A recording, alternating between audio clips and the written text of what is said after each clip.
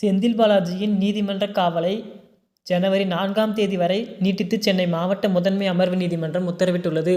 புழல் சிறையில் இருந்து காணொலி காட்சி மூலமாக செந்தில் பாலாஜி ஆஜர்படுத்தப்பட்டார். செந்தில் பாலாஜியின் நீதிமன்ற காவல் 13வது முறையாக நீட்டிக்கப்பட்டுள்ளது என்பதும் குறிப்பிடத்தக்கது. சட்டவிரோத பணப்பரிவர்த்தனை தடை சட்ட வழக்கில் ஜூன் 14ஆம் தேதியன்று அமலாக்கத்துறையினரால் கைது செய்யப்பட்டார் அமைச்சர் செந்தில் பாலாஜி அவர்கள். கைது செய்யப்பட்ட செந்தில் பாலாஜியை புழல் சிறையில் அடைத்து அவரிடம் பல்வேறு வாக்குமூலங்களை வாங்கியுள்ளனர்.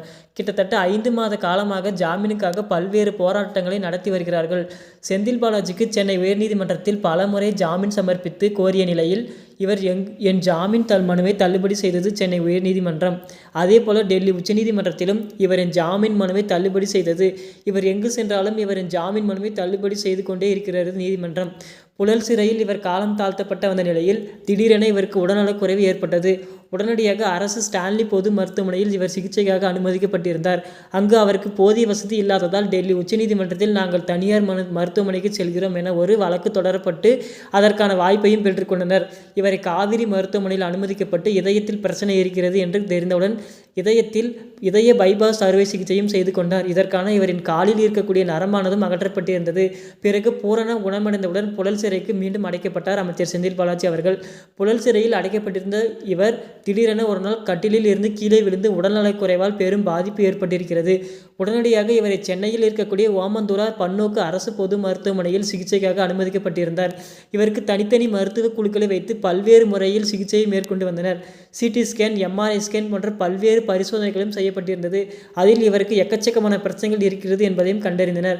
குடல் மற்றும் குடல் சார்ந்த நிபுணர்கள், நெஞ்சுகவியல் நிபுணர்கள் போன்ற குழுக்களை வைத்து இவருக்கு இதயத்தில் செல்லக்கூடிய இரத்த குழாயில் அடைப்பு ஏற்பட்டிருக்கிறது என்பதையும் உறுதி செய்தனர்.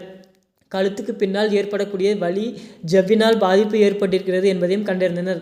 மருத்துவமனையிலேயே கிட்டத்தட்ட 1 மாத காலமானது காலம் தாழ்த்தி சிகிச்சையை மேற்கொண்டு வந்தார் அமைச்சர் செந்தில் பாலாஜி அவர்கள்.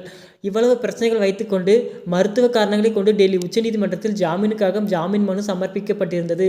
அதில் மருத்துவ காரணங்களை குறிப்பிட்டு ஜாமீன் கேட்டு இருந்தார்கள்.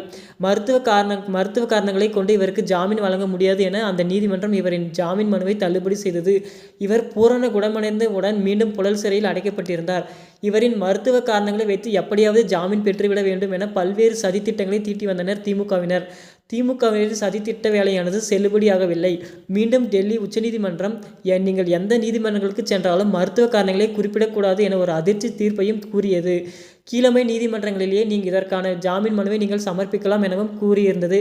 இதனைத் தொடர்ந்து சென்னை மாவட்ட முதன்மை அமர்வு நீதிமன்றத்தில் ஜாமீன் மனுவை சமர்ப்பித்திருந்தனர். காணொலி காட்சி மூலமாக ஆஜர்படுத்தி நீதிபதி அல்லி தலைமையில் இன்று விசாரணைக்கு வந்தது.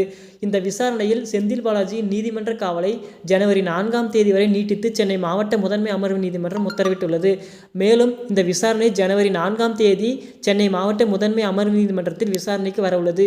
வரப்போகின்ற ஜனவரி 4ஆம் தேதி அன்று செந்தில் பாலாஜிக்கு ஜாமீன் கிடைக்குமா கிடைக்காதா என்பதை பற்றி உங்களுடைய கருத்துக்கள் என்னவென்று கமெண்டில் சொல்லுங்கள். மேலும் உடனுக்குடன் அரசியல் செய்திகளை தெரிந்து கொள்ள நமது சேனலை சப்ஸ்கிரைப் செய்து கொள்ளுங்கள்.